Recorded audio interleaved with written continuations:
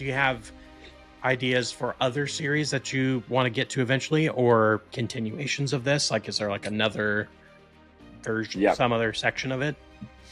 So I'll take you through my like mindset as a reader a little bit because it affects a little bit of my plan. But when I was I guess like a younger reader, one thing that used to be a pet peeve of mine, and it's probably somewhat irrational, is a writer would finish like a series, and I would love the series. It'd be awesome.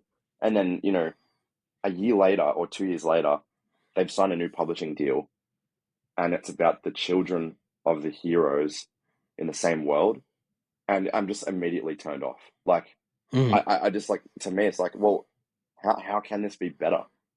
How can this yeah. be better than the first time you showed us this world with the first characters? Like, it just can't be better.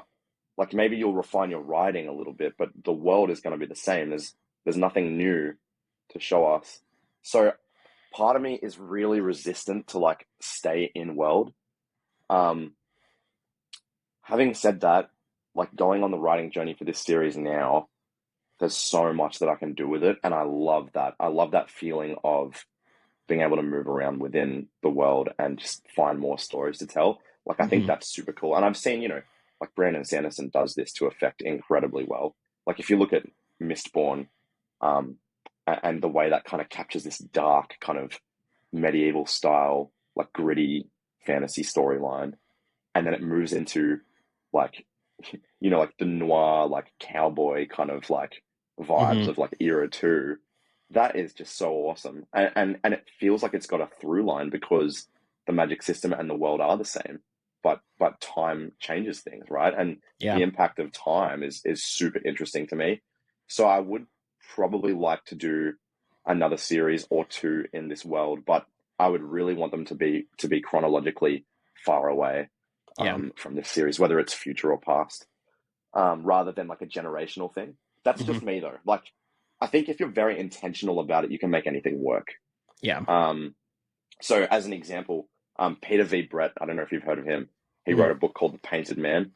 The series is called The Demon Cycle. It's fantastic. It's one of my favorite series ever. He's writing a new series now, which is actually about the children of the main characters.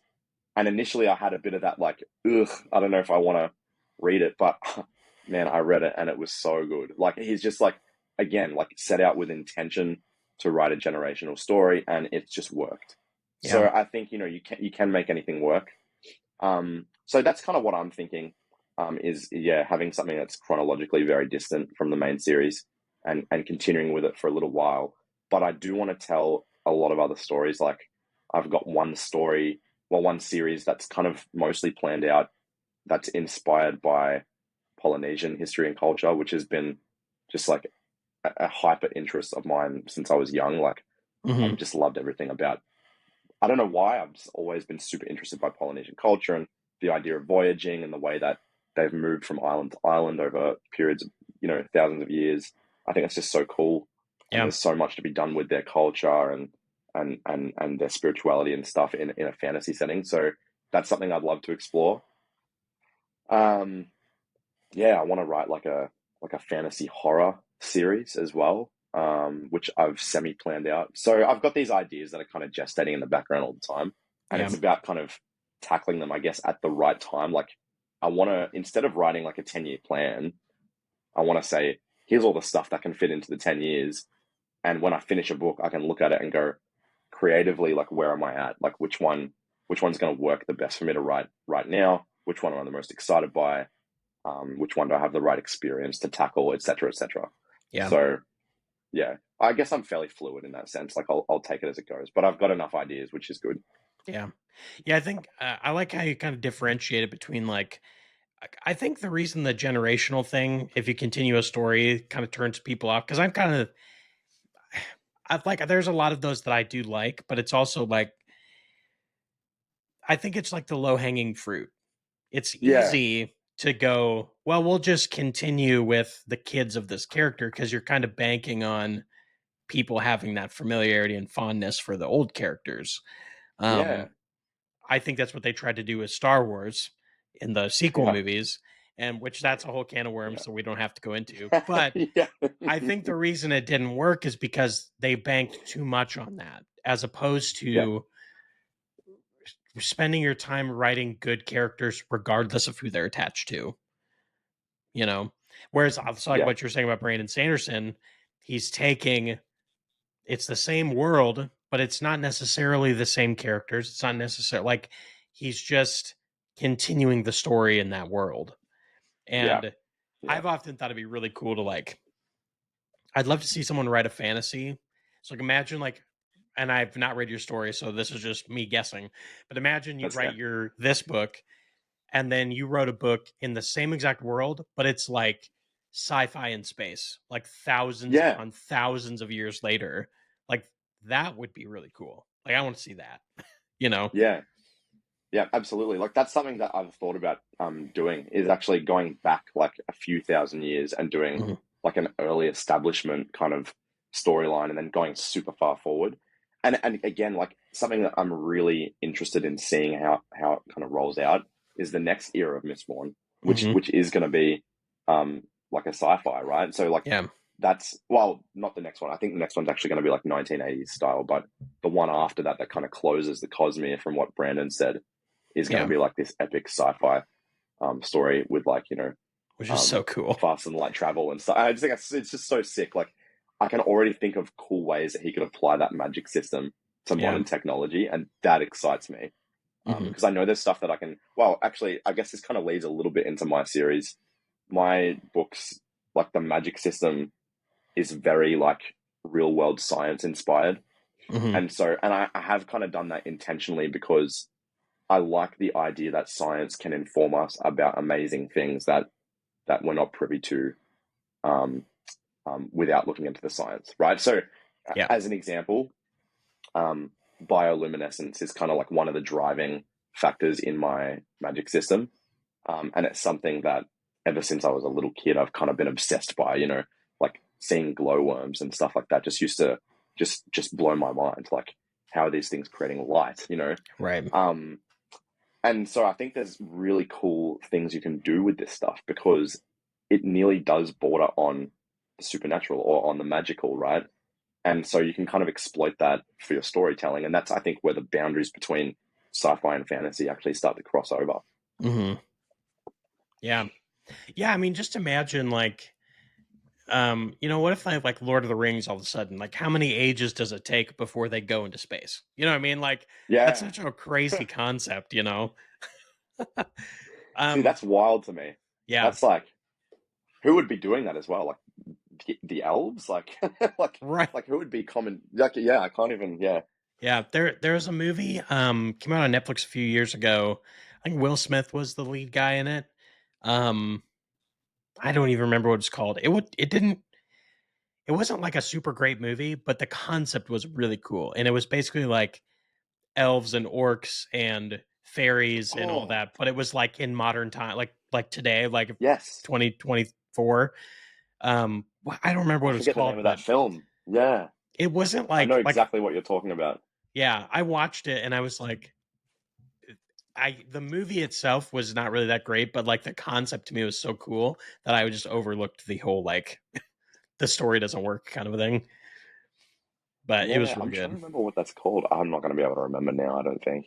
Yeah. But I remember when that came to Netflix and like the SFF like scene really blew up over it because it incorporated a lot of that stuff in like a modern context, which is just like it's just so cool. Like, Yeah. oh, Bright. It's Bright, isn't it? Bright. Yeah, that's what it Yeah, was. yeah, Yeah. yeah.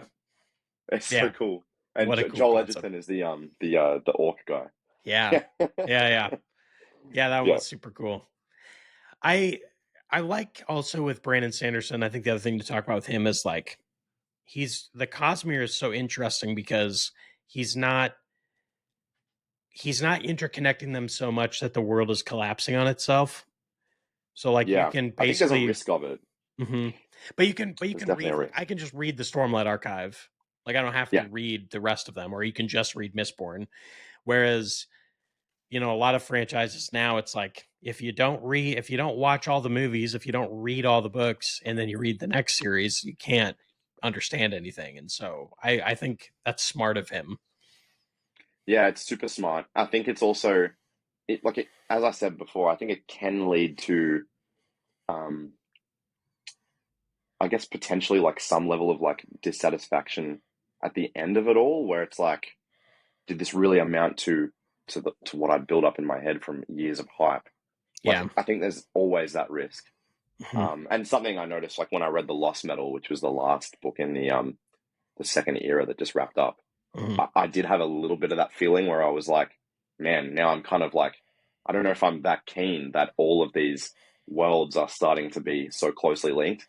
Like I Yeah. kind of wanted it a little bit more, um, yeah, distant. But I do know what you're saying, and like at the moment, he's in a really good place because you can basically pick up any of those books as an entry point, and you don't Hmm. have to be a Cosmere nerd to enjoy the stories, and that I think is key.